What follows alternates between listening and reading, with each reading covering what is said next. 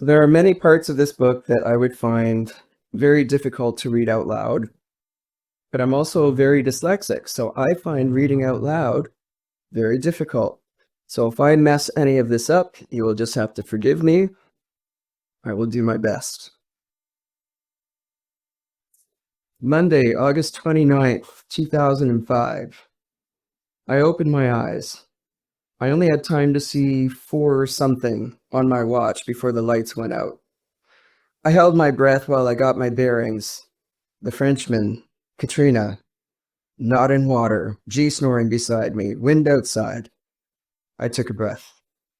Beep. The watch I bought for $10 on our cruise beeped every hour on the hour. I had played with the settings on the boat and never bothered to fix it. I knew it had to be 5 a.m. I could hear the building shift as it moved slightly. It wasn't pitch black out as I had expected. The morning hours made the sky an odd gray color.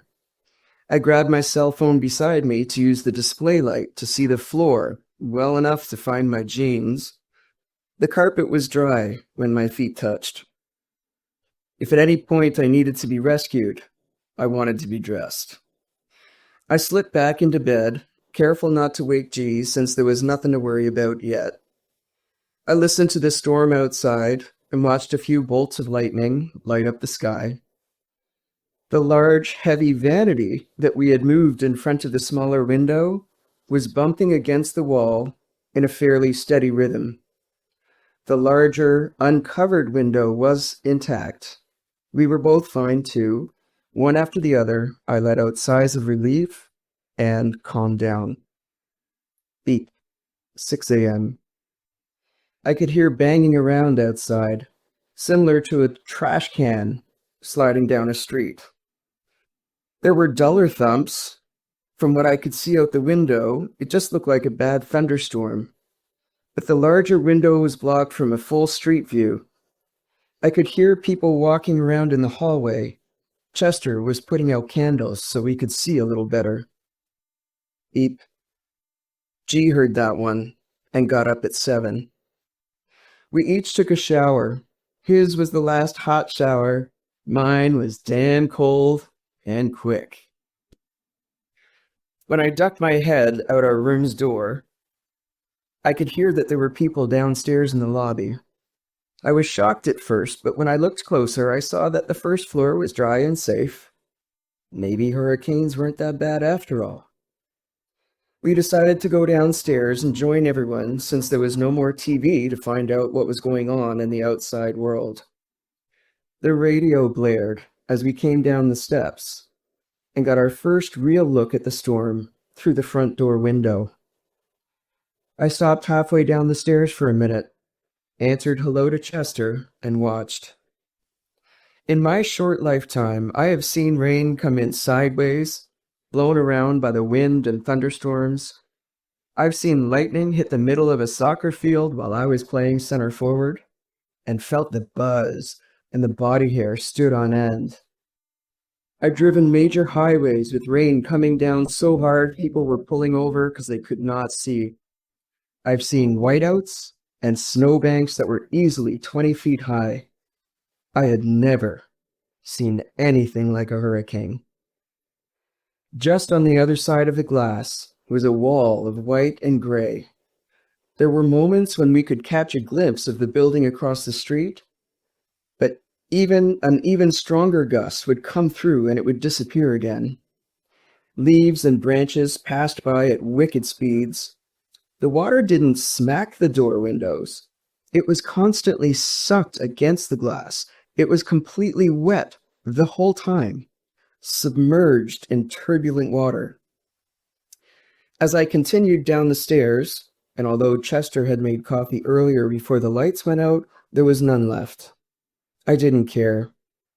We grabbed a bit of food from the breakfast bins and sat in the lobby with Chicago, Chester, and another guy I hadn't met before that morning.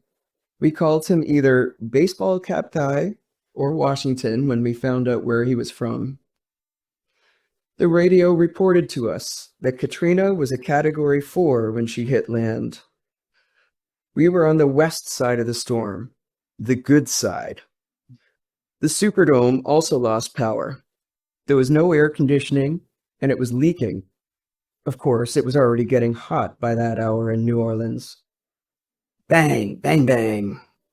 Chester saw that the sound startled me and explained that the hotel sign was broken and probably swinging into the front of the building. I know we all spoke about trivial things here and there during the storm, probably silly small talk. I don't remember and I didn't write any of it down. Once I had a handle on what was happening, I wanted to sneak upstairs where the cell phone signal was better, to call people and let them know we were all right. I got halfway up and it hit me. I may not make it to the top. My fibromyalgia was in prime form. Since there was no way I was going to let the strangers in the room know about it, I stopped to look outside the window and rest before heading up again. Once at the top, I ducked into our room and called some of our friends and family to let them know that we were not underwater nor whisked away. The phone started to break up as I finished my conversation with my mom. I turned off my cell, grabbed a pen and my little Marvin the Martian notebook, and my camera.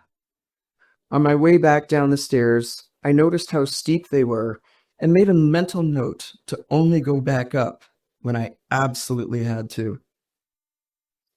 When we looked closely, we could see the shingles coming off the tops of roofs, and there were pieces all over the street. Some of the shutters were gone.